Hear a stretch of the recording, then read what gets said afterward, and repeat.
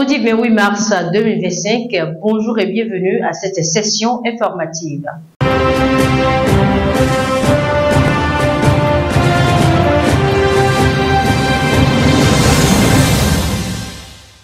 On ouvre cette édition par les nouvelles sur la tension en République démocratique du Congo. Le 22 mars 2025, l'AFC et M23 avaient annoncé leur retrait de Walikale Centre dans la province du Nord Kivu afin de laisser une chance aux initiatives de paix. L'annonce avait été prise au sérieux. Kinshasa, les FARDC et même Kigali avaient pris acte de cette déclaration. Mais le retrait ne s'est jamais matérialisé. 3 jours après cette annonce, des signaux contraires apparaissent. Les combattants de l'AFC M23 restent sur place.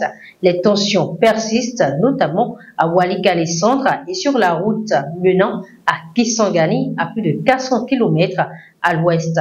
Et ce jeudi 27 mars, l'armée congolaise est sortie du silence, accusant le mouvement rebelle de renforcer ses effectifs et son arsenal dans les zones qu'il occupe. Les forces armées congolaises accusent désormais le groupe AFC M23, soutenu par le Rwanda, de renforcer ses positions militaires à Walikale Centre et dans le sud du Kivu. Hier, une intervention aérienne ciblée a été menée par l'aviation congolaise à Walikale Centre.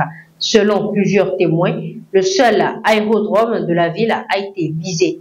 Cette frappe est intervenue peu après l'atterrissage d'un aéronef qui, selon des habitants, atterrissait et décollait régulièrement depuis plusieurs jours sur cette piste sous contrôle du M23. Des colonnes de fumée ont été observées également dans la même matinée. Des dégâts matériels sont évoqués, notamment un véhicule touché. Dans le même temps, une forte explosion a été entendue dans le centre-ville sans qu'on puisse en déterminer immédiatement la cause. Walikale Centre est un carrefour routier stratégique dans l'est de la RDC. C'est un point de passage essentiel pour rejoindre Kisangani à l'ouest, où les FARDC ont relocalisé leur QG après la prise de Goma et Bukavu par l'AFC M23.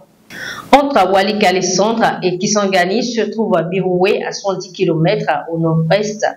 Une situation qui montre que cette trêve tant cherchée est encore loin.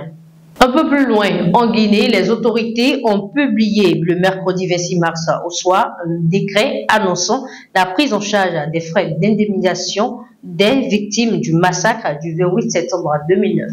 Un geste qui intervient 8 mois après la condamnation historique pour crime contre l'humanité de Moussa Dadis Camara et d'anciens responsables de la junte.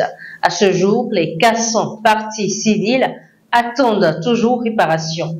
Cette décision vise à appliquer les réparations ordonnées par la justice qui prévoit des compensations allant de 200 millions, soit l'équivalent de 20 000 euros à 1,5 milliard de francs guinéens, soit 160 000 euros.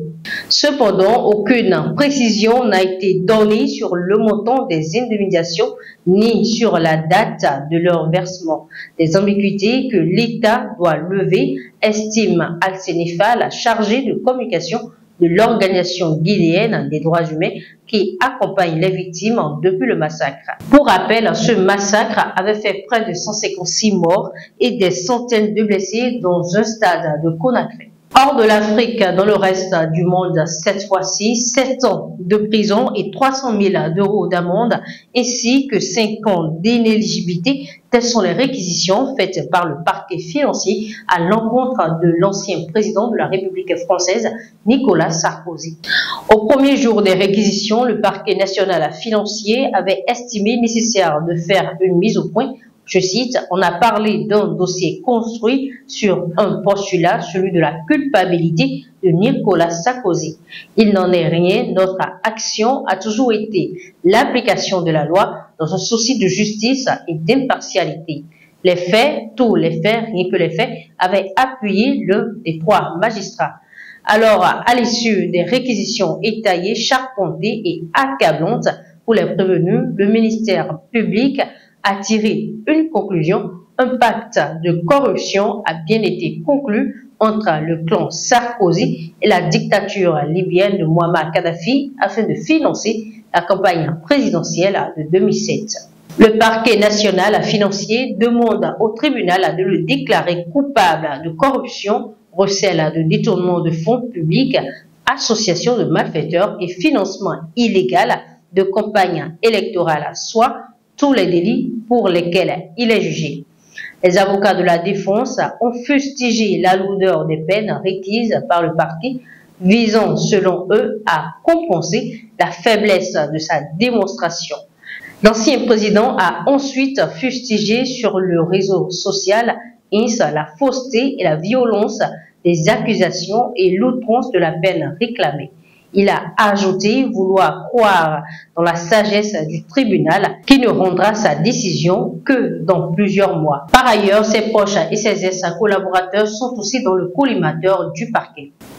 C'est tout pour cette édition matinale. Merci de nous avoir suivis. À très bientôt.